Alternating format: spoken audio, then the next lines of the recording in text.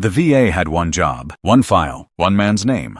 They got one digit wrong, and a 92-year-old Green Beret almost froze to death because of it.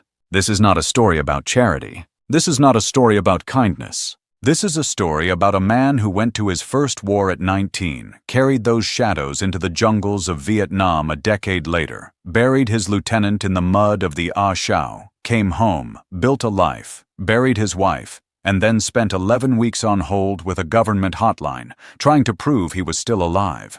He was still alive. The system just hadn't noticed. The fluorescent lights of the gravel crossing Save Mart buzzed with a sick, yellowish hum.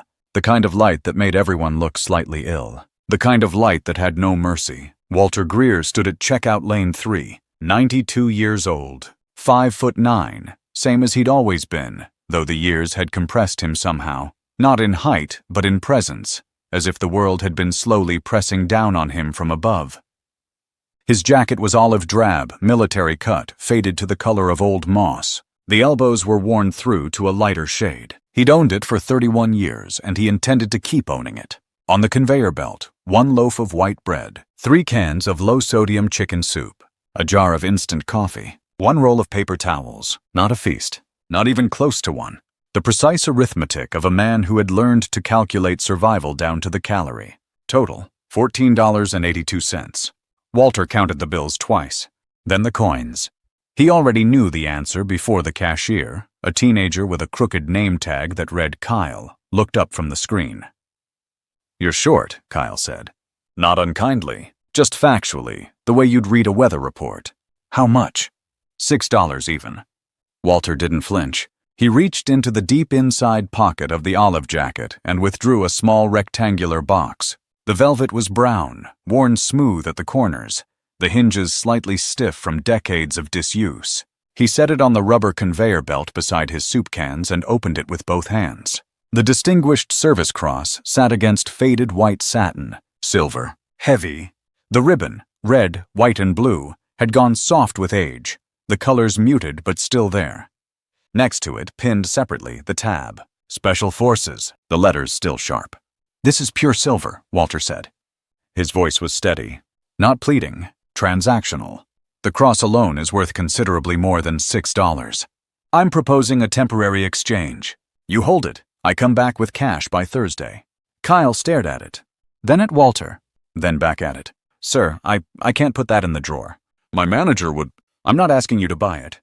I'm asking you to hold it. There's a difference." "I know, but—" The woman behind Walter exhaled, long, theatrical, the sound of someone whose time was being stolen. Walter heard it. He didn't turn around. He closed the velvet box, slowly, carefully, the same way he'd closed it every time for 54 years. He put it back in his pocket. He left the bread on the belt, the soup, the coffee, all of it, exactly where it was, because they didn't belong to him. He walked toward the automatic doors, and they hissed open, and the January air hit him like a wall, sharp, clean, and absolutely indifferent. Behind him, the line moved forward. Nobody called after him. 4 blocks. That was the distance between the Save Mart and Ironwood Flats apartments. Walter had walked it 600 times, maybe more. In summer, it took 11 minutes. In January, with the wind coming down off the Rockies and the sidewalk patched with black ice, it took closer to 25. He didn't rush. Rushing was for people who had somewhere better to be. The apartment building squatted at the corner of Highway 56 and Deller Road. 5 stories of Depression-era brick gone the color of dried blood, wedged between a tire shop and the elevated roar of the interstate overpass. In 1987, it had been working-class respectable. In 2024, it was the kind of place that got described in county housing reports as aging stock in need of significant capital investment, which was bureaucratic language for nobody with options lived here. Walter had options once. He took the stairs. The elevator had been out since November, and the maintenance request had been filed, acknowledged, and forgotten in that order. 3rd floor. Down the hall. 2nd door on the left. He unlocked it, stepped inside, and closed it behind him with the same quiet precision he brought to everything. The apartment was cold, 58 degrees. He checked the wall thermometer the way another man might check his watch, routine, reflexive. The radiator clicked and groaned but produced heat the way a rumor produced facts, Technically, something, but not enough. He hung his jacket on the hook by the door. The same hook, always. The apartment was poor, but it was not disordered. The floor had been swept that morning, as it was every morning. The 2 plates in the drying rack stood upright at identical angles. The single dish towel hung folded in thirds over the oven handle. On the kitchen table, a stack of envelopes arranged in precise chronological order, oldest on the bottom, most recent on top, held down by a ceramic coffee mug that had belonged to his wife. Her name had been Ruth. In the corner of the living room, folded against the wall, was her wheelchair. The chrome rails had been wiped clean. The seat cushion, floral print faded to suggestion, had been straightened. The footrests were locked parallel. Walter passed it without stopping. He passed it every day without stopping. He would not move it. Not yet. On the wall above the small writing desk, a single framed map. A Chao Valley. Vietnam, 1968. The paper had gone the color of old teeth. The contour lines that marked the valley's steep ridges were still visible if you knew what you were looking for. Walter always knew what he was looking for. He filled the kettle and set it on the burner. While it heated, he sat at the kitchen table and looked at the top envelope without touching it. White. Corporate. The logo in the upper left corner read Crestline Property Group in a font designed to suggest trustworthiness. Beneath the logo, in smaller text, Building Tomorrow's Communities. Walter had read those words 11 times since the envelope arrived yesterday morning. He found them neither comforting nor offensive. They were simply the kind of language used by people who had learned that the right font could substitute for conscience. Inside the envelope, a notice. 72 hours. Vacate or face formal eviction proceedings. 2 months unpaid rent totaling $1,140. A phone number to call. A name, D. Furrow, property manager. Walter had not called the number. He had instead retrieved his own folder from the filing cabinet beside the desk. A manila folder, thick, organized with the same methodology as the envelopes on the table, and reviewed its contents for the 4th time. The VA case number, the 11 weeks of correspondence, the names of 3 different representatives he'd spoken to, the dates, the reference numbers, the letter confirming the error, a single transposed digit in his Social Security number, the result of a data migration in the Ohio Processing Center, which had linked his file to a Walter R. Greer of Casper, Wyoming, deceased June 2021, and the subsequent promise of resolution within 6 to 8 weeks. That promise was now 11 weeks old. His next scheduled call with the regional VA office was Friday. Friday was 4 days away. 72 hours was 3 days. The math was not complicated. Walter had always been good at math. The kettle began to whistle and he stood to pour. And then the knock came at the door. 3 beats, firm, not aggressive. The knock of someone who had learned the difference. Walter set the kettle down. He already knew who it was before he opened the door. Only one person knocked like that, like he meant it, but wasn't trying to prove anything. Rourke filled the doorframe the way a load-bearing wall fills a room. 78 years old, still built from decades of physical labor, with hands that were permanently stained at the knuckles from a life spent inside engines. He was holding a paper grocery bag in one arm and looking at Walter with an expression that was trying very hard to be casual and not quite making it. "Trout season doesn't start till April," Walter said. "I was in the area. You live 40 minutes north. Roads were good." Rourke lifted the bag slightly. "You eaten?" Walter stepped back from the door. Rourke came in, set the bag on the counter, and didn't comment on the temperature of the apartment, or the state of the radiator, or the stack of envelopes on the table, or the wheelchair in the corner. He moved to the cabinet, found 2 mugs without being shown where they were, and poured the water Walter had already boiled. They sat. For a while, neither of them said anything.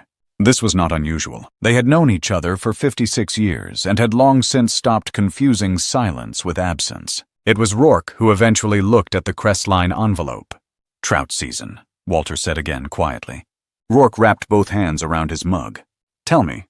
And Walter told him, not because he needed to be rescued, not because the weight had finally become too much, but because Rourke was the one person in his life to whom he did not have to perform being fine, and because the folder on the table contained 11 weeks of evidence that doing this alone, through the correct channels, at the correct pace, was going to get him killed in a technical, bureaucratic sense 3 days before Friday. He laid it out the same way he'd once laid out reconnaissance reports. Chronological, specific, no editorializing. The VA error. 1 digit. 11 weeks. 6 to 8 business weeks promised. 11 delivered. Resolution still pending. The rent. $1,140. 2 months. Crestline informed in writing. Documentation provided. Extension requested. The envelope on the table. 72 hours. Dale Furrow. Building tomorrow's communities. Friday's call. 4 days away. 3 days too late. He set his mug down when he finished. Looked out the window at the gray January sky pressing down over Highway 56. I've done everything correctly, he said. Not defensively, as a statement of fact that also happened to be an indictment of a system that had not. Rourke was quiet for a long moment. Then he stood up. Took his phone from his pocket. I'm going to make some calls. Walter looked at him. The calculation behind his eyes was visible, the old officer's instinct to assess, to consider whether to delegate, to weigh the cost of accepting help against the cost of refusing it. Tell me what you're doing, Walter said. Each step. Like a show. Like a show. Rourke nodded once, moved toward the balcony door. Start with the VA, Walter said to his back. Case number is in the folder. Top sheet. Rourke picked up the folder without breaking stride, tucked it under his arm, and stepped outside into the cold. Walter refilled his mug. Then he sat back down at the table, opened the small leather notebook from his shirt pocket, and wrote the date at the bottom of the page, below the column of names he had written that morning. The same names he wrote every morning, the ones he was never going to forget and never going to stop writing down. Outside, through the glass, he could hear Rourke's voice. Low, deliberate, like a show. Rourke was on the phone for 40 minutes. Walter could see him through the balcony glass, standing in the January cold without a coat, the folder open in one hand, phone pressed to his ear with the other. He didn't pace, didn't gesture, just stood with the particular stillness of a man who had learned that urgency and composure were not opposites. Walter washed the 2 mugs, dried them, put them back. He straightened the dish towel over the oven handle. He did not watch Rourke through the glass. When Rourke came back inside, his ears were red from the cold, and he was already dialing a second number. VA first, he said without preamble, setting the folder back on the table open to Walter's case summary. I got a direct supervisor in the regional office. Not the hotline, the actual supervisor, woman named Carver. She pulled your file while I was on the phone. He paused. The error's been sitting in a corrections queue since October. Nobody escalated it. Walter said nothing. Carver confirmed the fix in writing. Back pay, 5 months. Transfers within 24 hours. Rourke looked at him.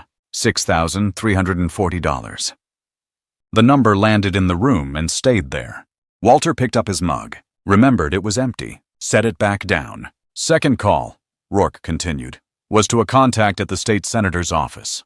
He's flagging the case for congressional follow-up so the transfer doesn't get rerouted. Insurance. He pulled out a name card and set it on the table. His number if anything stalls. And Crestline? Rourke sat down. That's the third call. I reached Tess Navarro. Walter looked up at the name.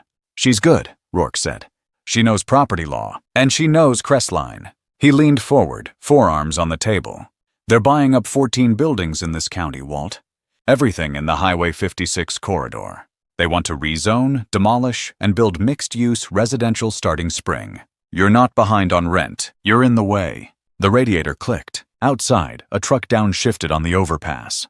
She's coming over, Rourke said. Tonight. She found something in the Montana code she wants to walk through in person. Walter nodded once. Slowly, he looked at the Crestline envelope on the table. Then he picked it up and moved it to the bottom of the stack, below everything else, where it belonged chronologically, where it had always belonged. Tess Navarro arrived at 7 with a folder of her own, thicker than Walter's, tabbed in 4 colors, and the particular energy of someone who had been looking forward to this specific conversation since approximately 4 that afternoon. She was 53, compact, with silver-streaked hair and reading glasses pushed up on her forehead. She'd spent 11 years as a JAG officer before deciding, as she once put it, that she preferred fighting the government from the outside. She sat at the kitchen table, opened her folder, and looked at Walter. Mr. Greer, I need to ask you a few questions about your lease agreement with Crestline. Specifically, the date it was signed and whether you received a veteran status disclosure form at signing. October 2019, Walter said. And no, Tess wrote something down. That's what I thought. She laid 3 documents on the table in a precise row.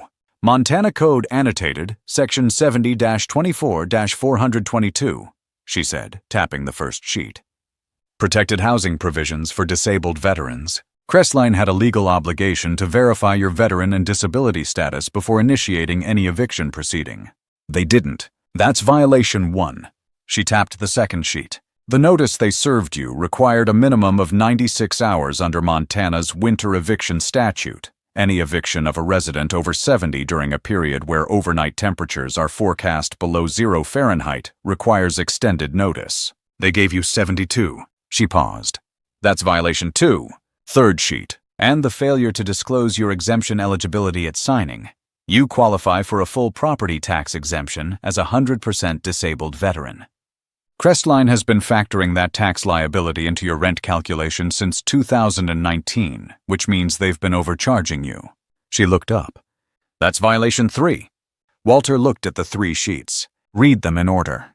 Looked back at Tess. Maximum penalty exposure for Crestline under these 3 violations, Tess said, is $180,000. Rourke said nothing. He was looking at the table.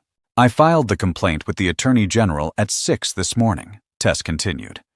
And I have a contact at the Gravel Crossing Gazette who covers county development stories. I haven't called her yet. She closed her folder. Mr. Furrow arrives tomorrow. I'll be here when he does. Walter looked at her for a long moment. The same look he'd given lieutenants who brought him good intelligence in bad terrain, measuring not the news, but the person delivering it. You'll have coffee first, he said. It wasn't a question. Yes, sir, Tess said. I will. Furrow arrived at 6:47 in the morning. He didn't knock so much as announce himself. 3 sharp raps, the sound of someone who had learned that confidence was a tool and had been using it on people without options for long enough that it had stopped feeling like performance. Walter was already dressed. He opened the door. Furrow was 43, vest gray, hair product still visible at the temples despite the early hour. He had a Starbucks cup in one hand and a tablet in the other, and a man from Crestline behind him with a clipboard. The geometry of it was deliberate. 2 against 1, early morning, cold hallway, elderly resident who had presumably spent the night afraid. Furrow stepped forward. Walter didn't move. Mr. Greer? Furrow's voice was practiced warmth, the tone of a man delivering bad news he'd repackaged as assistance. I wanted to come personally. We have a car available this morning to take you to the Black Pine County. You came into my doorway without being invited. Furrow stopped. Walter looked at him without blinking. 92 years old, 5'9", standing in his own doorway in the apartment he had lived in for 5 years, and the particular quality of his stillness was not the stillness of age or frailty. It was the stillness of a man who had stood in worse doorways than this one and come out the other side. You have 10 seconds to step back into the hallway and knock again correctly. Furrow smiled, the smile of a man who had heard variations of this before, the last resistance of someone who had no resistance left. He did not step back. Mr. Greer, I understand this is difficult. I've watched men younger than you, larger than you, and considerably more dangerous than you stand in front of me with that expression. Walter's voice didn't rise, didn't harden. It simply became very precise. None of them are here to tell you about it. Now, would you like to have a conversation, or would you like to step outside first? The smile stayed on Furrow's face for 2 more seconds. Then it didn't.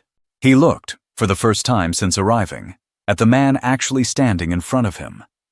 Not the file, not the case number, not the delinquency notice. The man, 92 years old, straight spine, level eyes, completely unafraid. The clipboard man behind Furrow shifted his weight. And then Tess Navarro stepped out of the kitchen doorway into Furrow's sightline, folder under her arm, reading glasses down from her forehead.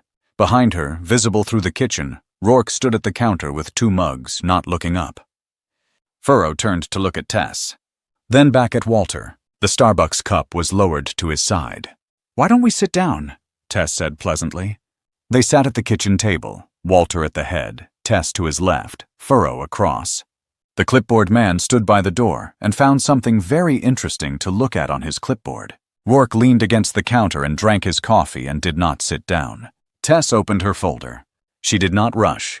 She did not perform. She laid the documents on the table one at a time, in order, the way a person lays down cards when they already know the hand is won, and the only remaining question is how much the other player wants to lose. Section 70-24-422. Violation 1. The Winter Eviction Statute. Violation 2. The 5-year rent overcharge calculation. Violation 3. $180,000. Furrow read the documents. He read them carefully. The practiced warmth had left his face entirely now, replaced by something more honest. The expression of a man recalculating in real time. I also want to mention, Tess said, sliding the final sheet across, that the VA confirmed in writing this morning that Mr. Greer's back pay, 5 months, totaling $6,340, will transfer within 24 hours. The eviction premise, such as it was, no longer exists, regardless of the legal violations.